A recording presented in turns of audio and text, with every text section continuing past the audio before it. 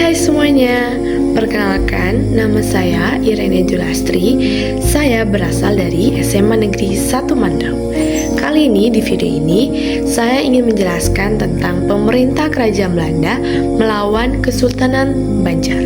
Sebelum kita memasuki lebih lanjut, kita perlu mengetahui siapa sih raja pertama atau awal berdirinya Kesultanan Banjar. Jadi, tokoh yang memimpin perang melawan pemerintah Kerajaan Belanda adalah Pangeran Antasari. Dia adalah raja pertama awal berdirinya Kesultanan Banjar.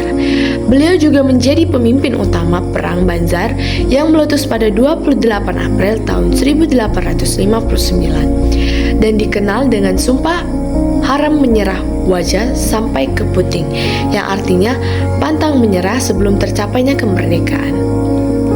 Apa sih kebijakan yang dilakukan Pangeran Antasari?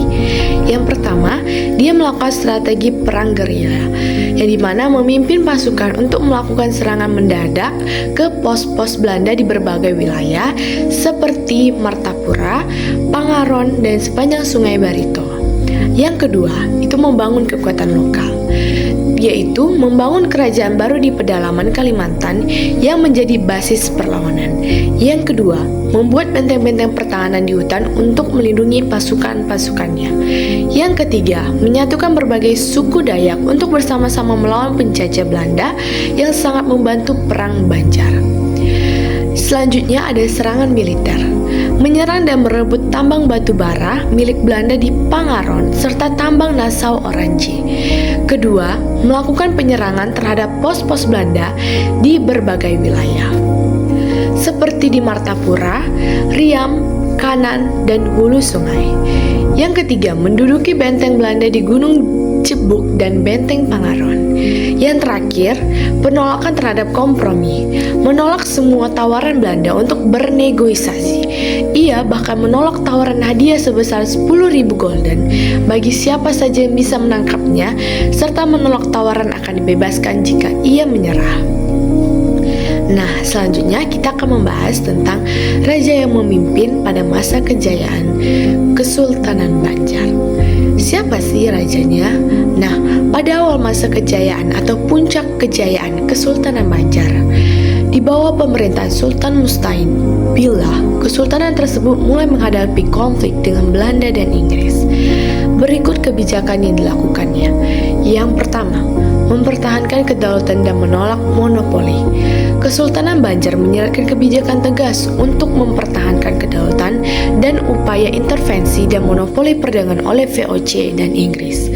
VOC tertarik dengan komoditas utama, yaitu lada, dan berusaha memonopoli perdagangan tersebut. Yang kedua, penguatan internal kerajaan. Sultan Mustain Billah melakukan penguatan struktur pemerintahan internal dengan menambahkan jabatan-jabatan baru seperti Mantri Jaksa, Tuan Penghulu, Tuan Khalifah, dan para adipati serta yang mungkin juga berfungsi untuk memperkuat administrasi pertahanan kerajaan dalam menghadapi ancaman luar. Yang ketiga, pembangunan infrastruktur strategis.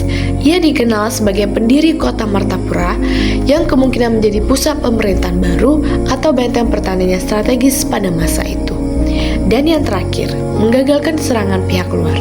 Kesultanan Banjar pada masa pemerintahannya berhasil menggantikan serangan dari kerajaan lain, menggagalkan serangan dari kerajaan lain seperti Raja Tuban dan Arusbaya, yang menunjukkan kekuatan militer dan kebijakan pertahanan yang efektif dalam menjaga stabilitas wilayah dari ancaman eksternal termasuk potensi ancaman dari Belanda. Nah, yang poin terakhir yaitu raja yang pada saat itu memimpin masa kehancuran Kesultanan Banjar, yaitu Sultan Muhammad Saman bin Sultan Muhammad Arsyad. Kebijakan yang dilakukan oleh Sultan Muhammad Saman bin Sultan Muhammad Arsyad, yang pertama, dia melanjutkan perang gerila.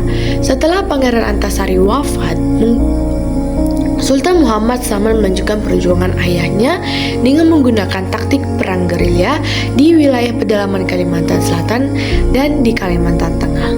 Yang kedua, menyerang pos dan benteng Belanda. Perlawanan ini dilakukan meliputi penyerangan terhadap pos-pos dan benteng pertahanan Belanda di berbagai daerah seperti di hulu sungai dan Riau Kanan. Yang ketiga, merebut tambang dan sumber daya. Pasukannya juga melakukan serangan untuk merebut kembali tambang batu bara dan sumber daya alam lainnya yang dikuasai atau dieksploitasi oleh Belanda seperti tambang Nassau Orange. Yang keempat, membangun jaringan perlawanan. Sultan Muhammad Saman bekerja sama dengan para pangeran dan pemimpin lokal lainnya seperti Demang Leman untuk mengorganisir dan memperkuat perlawanan di berbagai front, termasuk penyelundupan senjata. Yang terakhir, mempertahankan kedaulatan kerajaan Belanda. Kebijakan utamanya adalah menolak campur tangan Belanda dalam urusan internal kerajaan atau Kesultanan Banjar yang menjadi pemicu utama perang Banjar serta berjuang untuk mempertahankan kedaulatan dan upaya kolonialisme Belanda. Nah, selanjutnya kita akan membahas tentang pemerintah Belanda. Tokoh yang pada saat itu dari pemerintah Belanda yang memimpin perang melawan Kesultanan Banjar, yaitu Kolonel A.J. Andresen. Ia ditunjuk memimpin militer Belanda di Kalimantan pada awal Perang Banjar yang dimulai pada April 1859. Meskipun ia sempat menarik pasukannya pada pertengahan 1859, ia kemudian kembali memimpin pasukan Belanda dalam operasi melawan perlawanan yang dipimpin oleh Pangeran Antasari. Kebijakan apa sih yang dilakukan oleh Kolonel A.J. Andresen pada saat itu? Yang pertama, pengambilan kekuasaan sebagai komisaris militer.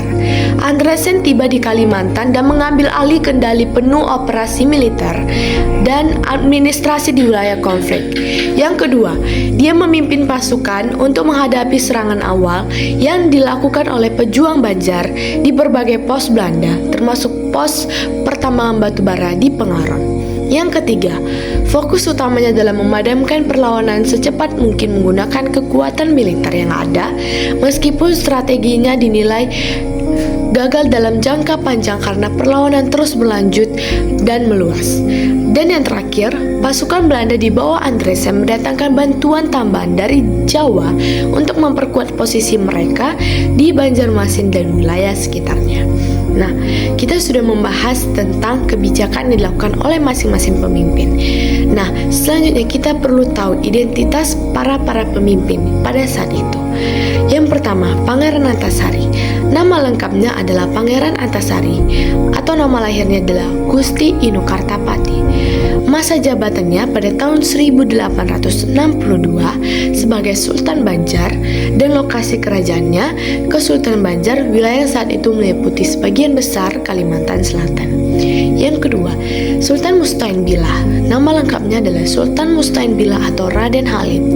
Lokasi kerajaan di Kesultanan Banjar, Martapura sebagai pusat pemerintahannya. Yang ketiga, masa jabatan pada tahun 1584 hingga kematiannya tahun 1642. Yang ketiga, Sultan Muhammad Saman bin Sultan Muhammad Arsyad. Nama lengkap Sultan Muhammad Saman. Masa jabatannya tahun 1857 sampai 1859. Lokasi kerajaannya berada di Kesultanan Banjar. Yang keempat itu ada Sultan Hidayatullah. Nama lahirnya yaitu Gusti Andarun.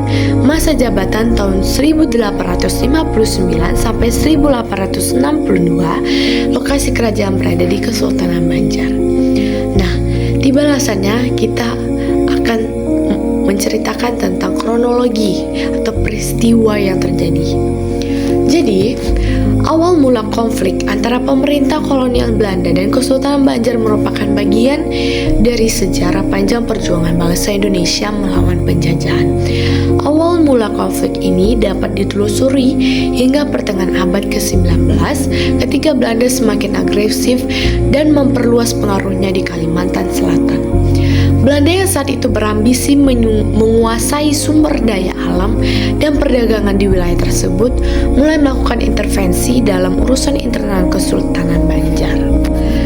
Pada tahun 1857, Sultan Adam Al-Wasik Billah mangkat memicu perebutan tahta. Belanda memanfaatkan situasi ini dengan mendukung Pangeran Tanjidillah sebagai pengganti Sultan Adam, meskipun tindakan ini ditentang oleh banyak tokoh adat dan bangsawan.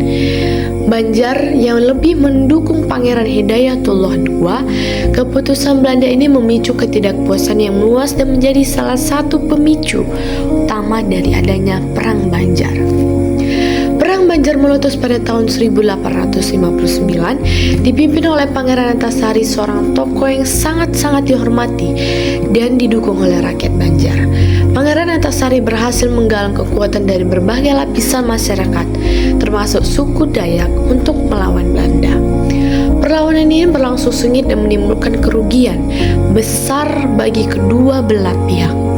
Belanda mengerahkan pasukan dan persenjataan yang lebih modern, namun semangat perjuangan rakyat Banjar tidak pernah padam. Meskipun Pangeran Antasari wafat pada tahun 1862, perlawanan rakyat Banjar terus berlanjut di bawah pemimpin-pemimpin lainnya. Belanda terus berusaha menekan dan menghancurkan perlawanan ini dengan berbagai cara, termasuk menangkap dan mengasingkan para tokoh penting Kesultanan Banjar. Hingga pada tahun 1863, Pangeran Hidayatullah II berhasil ditangkap dan diasingkan ke Jawa, menandai berakhirnya perlawanan skala besar dari Kesultanan Banjar. Meskipun demikian, semangat perlawanan terhadap penjajahan Belanda tetap hidup dalam hati rakyat Banjar dan menjadi inspirasi bagi perjuangan kemerdekaan Indonesia di kemudian harinya. Baiklah, berikut adalah kronologi identitas dan kebijakan yang dilakukan. Sekian dari saya, terima kasih.